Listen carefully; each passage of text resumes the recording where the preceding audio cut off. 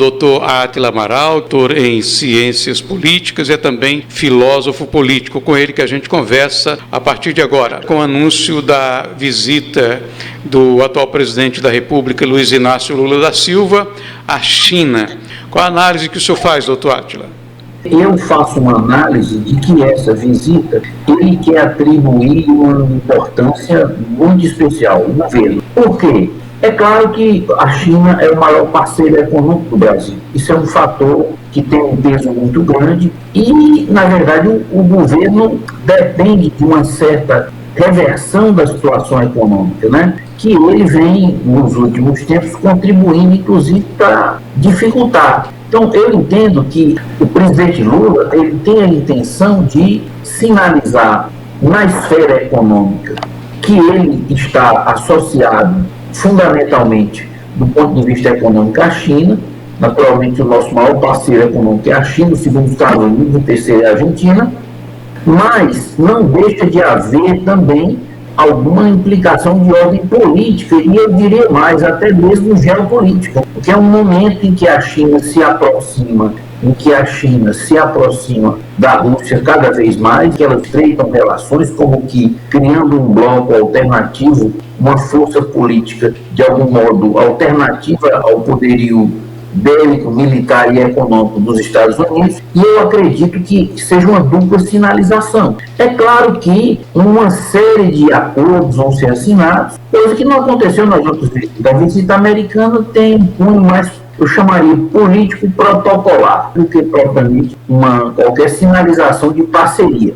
Da minha parte, eu acho que há interesse do governo brasileiro atual de caminhar, seja do ponto de vista econômico, seja do ponto de vista político e geopolítico, ao lado, ou pelo menos mais próximo desse bloco que se articula em torno da China. É claro que o posicionamento deles há um certo ritual, isso é um passo nessa direção. Esse passo poderá preceder outros passos ou não, dependendo de como os próprios Estados Unidos entram nessa história. De qualquer maneira, não há dúvida de que há uma intenção do governo de sinalizar que essa visita ela tem uma importância especial, tanto do ponto de vista econômico quanto do ponto de vista político.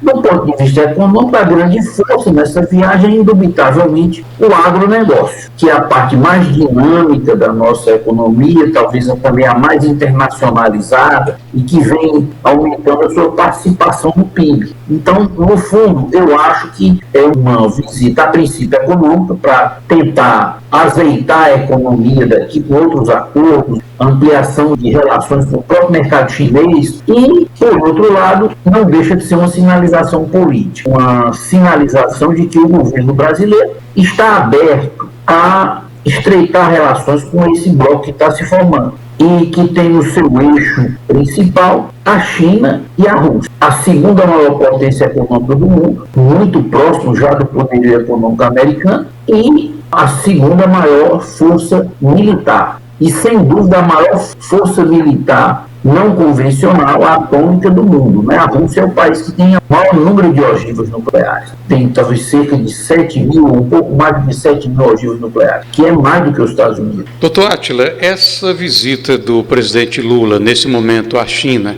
dá para ganhar politicamente, doutor Átila? Essa visita do presidente, o Brasil pode ter ganho efetivo? Eu diria o seguinte, a visita, ela é política e econômica, ela é as duas coisas ao mesmo tempo. Talvez ela seja, num primeiro momento, um pouco mais econômica do que política. Mas, do ponto de vista político e geopolítico, se trata de uma sinalização.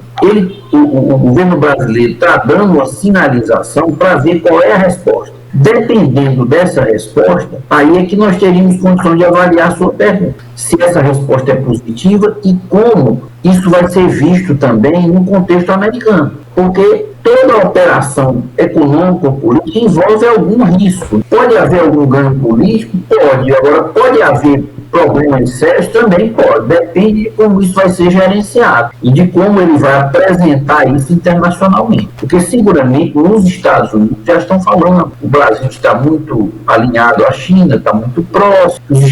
Alguns dizem, nós perdemos o Brasil.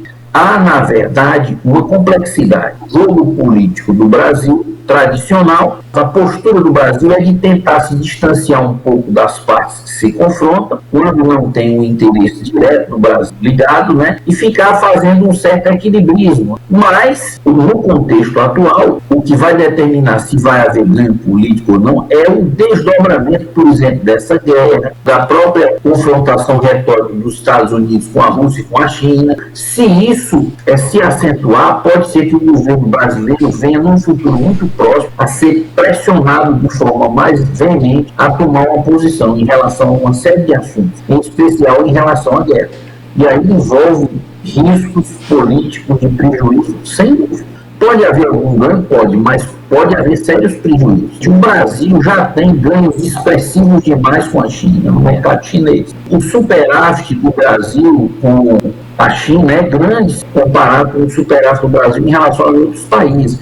Ele pode vir a ter ganhos econômicos com esses acordos, com aprofundamento? Pode, mas tendem a ser ganhos não muito grandes, porque a nossa participação e o nosso padrão de negócio é muito elevado. Na minha compreensão, eles podem vir a existir, mas não vão ser tão grandes, porque a nossa atividade, o nosso comércio com a China já está muito elevado. Pode elevar um pouco mais, mas não acredito que haja espaço para crescimento brutal, não. Doutor Átila, durante o período da campanha, o atual presidente Luiz Inácio Lula da Silva declarou que o sistema de governo na China seria o ideal. Pode haver algum aprofundamento no modelo chinês, porque o atual presidente não esconde essa simpatia que tem pela China e pelo modelo de governo da China. Ele diz que é preciso ter um presidente que mande e as pessoas obedecem, como acontece lá na China. Como é que o senhor avalia essa manifestação?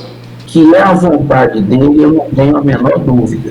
É um modo de exercer um certo controle sobre a vida da sociedade, isso aí para mim é claro. Agora, na viagem ele vai testar as opções, vai ver até onde as parcerias são possíveis. Ele vai ver não só pelo que ele vai ouvir lá na China, mas também pelo que ele vai ouvir depois, com a reação dos países ocidentais. Aí ele vai sopesar, vai aquilatar o que é possível e o que não é. Agora, uma coisa é certa, todas essas opções elas têm implicações. E o país tem uma liberdade para tomar a opção que achar mais adequada. Agora, uma vez que ele faça essa opção, ela acarreta necessariamente oposições de outro lado. Se ele aprofundar mais ainda a relação com a China, isso pode gerar problemas com os Estados Unidos, por exemplo, né? Agora, que ele adota esse modelo e que ele admire, isso aí não há dúvida.